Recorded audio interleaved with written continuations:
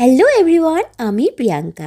আজ আসলাম বালুরঘাটে কিছু ভালো ফুচকার দোকানের মধ্যে একটাতে। আর যেই দোকানটা বেশ ভালোভাবেই কিন্তু বালুরঘাটে পরিচিতি আছে।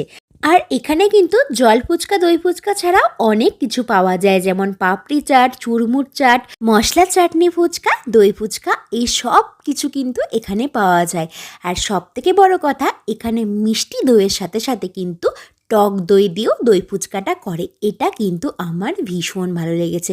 বালুরঘাটে সাধারণত আমি অন্য কোথাও টক দই দিতে দেখিনি, এখানে কিন্তু দেখেছিলাম। তাছাড়াও আরও অন্যান্য সব কিছু দিয়ে কিন্তু বেশ সুন্দর করে যত্ন করে কিন্তু দাদা ফুচকাটা বানিয়েছিল, আর খেতে ছিল ভীষণ সুন্দর। যাই হোক, এবারে চলে আসি কিন্তু টেস্ট নিয়ে নতুন করে সত্যি বলার কিছু নেই, অসাধারণ ছিল খেতে।